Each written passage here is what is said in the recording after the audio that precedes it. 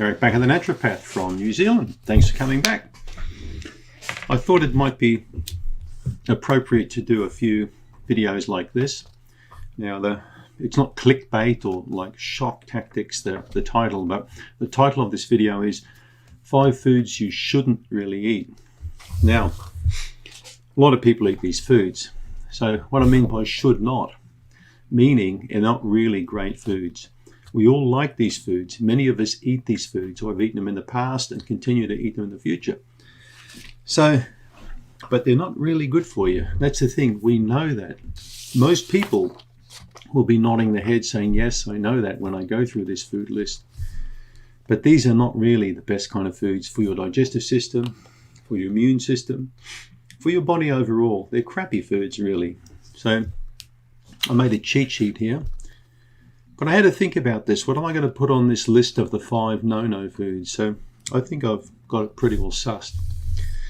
So a lot of people will say, well, there are no bad foods, really. It's all about moderation. You can eat anything you want, as long as you eat a little bit of it. Well, you wouldn't say that when it comes to stuff like plutonium or radioactive waste, you know, like, oh, you can just have like just a tiny little bit, it'll be fine. I mean, that stuff will kill you just sniffing at it or looking at it. So that's a chemical. Chemicals can be created by people. And of course, these chemicals can vary, you know, ranging from being innocuous or what they call grass, generally regarded as safe. But the problem is there are thousands of chemicals that we've got no idea how safe they are. It's a bit like when you're walking in Times Square. You're walking past a lot of people. Now, most people you're going to walk past are going to be perfectly nice people, but you could be walking past a guy that's not really nice at all, okay, that's got the wrong kind of intentions.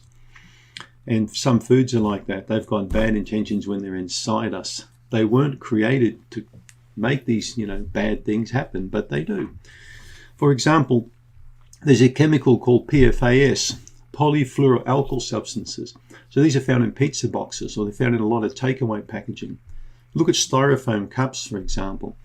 Plasticky crap. There is so much stuff that people get as part of food packaging with takeaway that can be as bad as the food itself. So that's the problem with so many chemicals in the environment now, and most of them have never been tested on women or unborn children. Maybe on a bunch of rats in a laboratory, but I don't really want to be part of a big experiment. So we all succumb to these foods from time to time. I've had all of these foods, I'm not going to deny that. And in fact, some of these foods I may still even eat. But it's up to you to decide whether you should eat them or not, okay? Now, when I say I have eaten these foods, it definitely is not like a daily or weekly occurrence. We could be talking like maybe once at a birthday party in 12 months. And the hot dog, the first one on the list, I definitely have had hot dogs, but I won't be eating those in future. So that's the first one, hot dogs or processed meats. Now, you've probably heard about this in the news, about bacon, about the nitrites and nitrates, about, you know, the bad stuff that goes in processed meat. Processed meat is a crap food. It's not really good to eat. I love bacon like many people, but it's not something I really eat anymore. And if I do, I have a small piece every now and then, not certainly a whole plateful of the stuff. So hot dogs and processed meat are generally not really good food choices. That's the first one.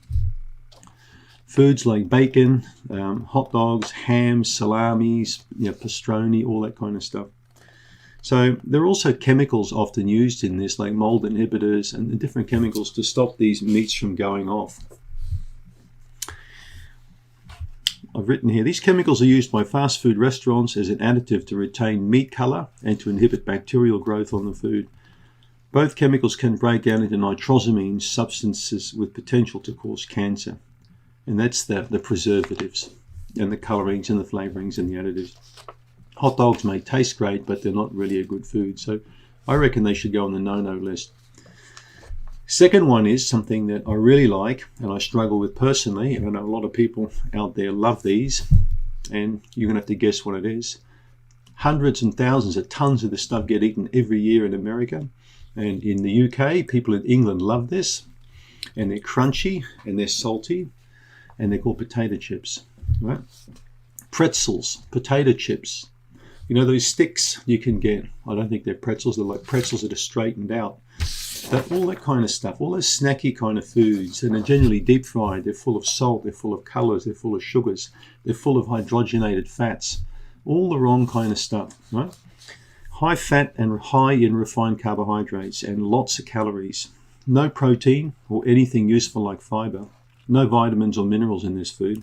So basically you might as well eat that piece of plastic or this pen or a piece of cardboard, because you'll probably get the same nutrition out of it. So apart from salt, of course, so people want to argue there are no minerals in it. Of course, well, sodium's a mineral, and that will be in pretzels and salted peanuts and foods like that. But it's not really the type of salt that you want in your body. It's just refined sodium chloride. It's not sea salt. They use the cheapest salt they can. So, but I can't deny, I mean, I love chippies. And I can easily sit there with crisps, as the English call it, and eat them, but I don't really go there anymore.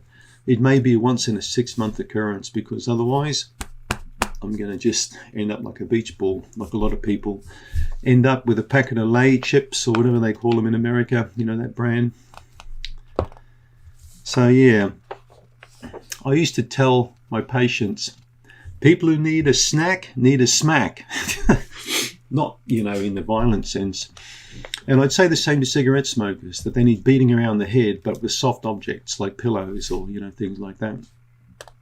You know, a bit of humour, comedy goes a long way, you know, when we talk about smacking. So, but yeah, studies have shown that many times over that those who refrain or don't eat sugary snacks or snacks high in refined carbs, you know, like pretzels, chips, salted peanuts, foods like that, they have a lot better cholesterol profile, meaning that they're not going to have a blood fat problem, meaning there's less chance they're going to get clogged arteries and heart problems, right? And they've also got significantly better blood sugar control. So by avoiding this junk in your diet, your blood sugar will be controlled more evenly, meaning you're going to snack less and you're going to keep your waistline a lot more in control. So that's number 2. Pretzels, potato chips, peanuts. We know they're no good, but we like them. The third one, donuts and processed pastries. Sometimes you go to maybe a weekend away with your partner, or you'll have a nice breakfast in the morning. You know, it could be an Airbnb or it could be a restaurant or something. And what do you see there laid and they're all out there on the table? Pastries and all this sort of junk, you know. Here again, we've got a high carb food, often containing lots of cheap, crappy fats. White sugar, white flour, hydrogenated fats, emulsifiers, anti-molding agents, and lots more junk thrown in for good measure. So I can't see the fascination with Dunkin' Donuts or food like that. In New Zealand now, recently in the last several years, I've seen these things pop up at airports, these Dunkin' Donut stands. It's looking more like Los Angeles here all the time. So yeah, not a good food, people. Not a good food at all. The fourth one on the list is artificially sweetened foods. Now, many people have beaten the drum over this for many years and say aspartame and cancer and all these kind of things. But I've had a good friend who passed away now at only 58 of a massive heart attack. Now, he was a diabetic, but his favourite drink was Diet Coke. Now, this guy had a master's in chemistry. He was a clever man, but he steadfastly maintained to me that sugar-free Coke or, you know, Diet Coke was definitely okay for your health because there was no sugar in it. And I can remember telling him that it was linked up with strokes and metabolic syndrome, but it fell on deaf ears. And this poor man was drinking up to 2 litres of Diet Coke a day, and it's not a good idea. He passed away.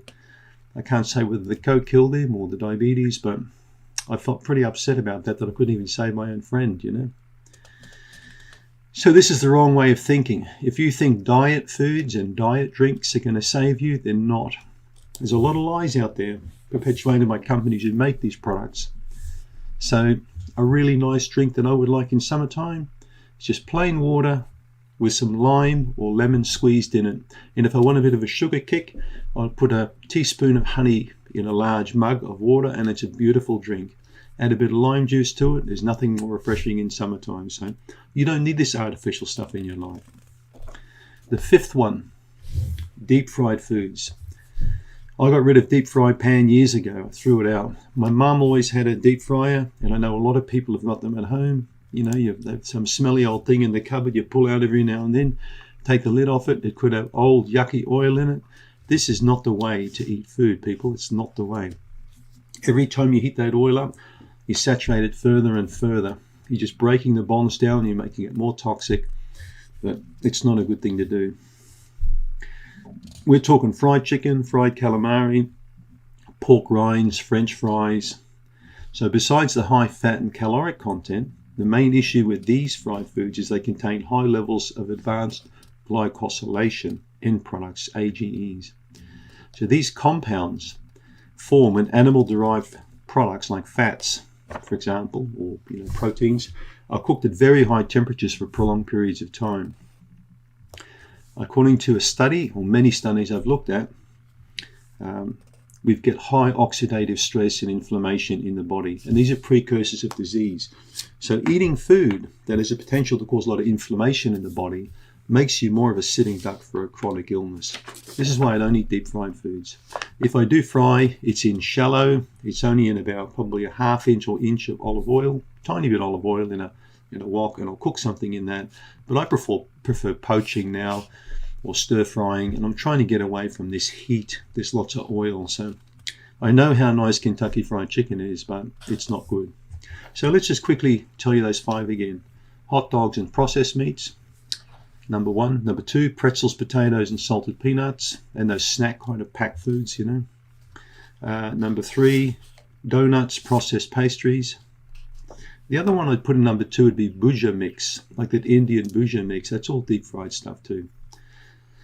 So 3 was donuts and processed pastry. 4 is artificially sweetened foods and drinks, or diet kind of foods, And the 5th one is deep fried stuff, Kentucky Fried Chicken and food like that. So that's my list of 5 foods to avoid and drinks. Thanks for tuning in.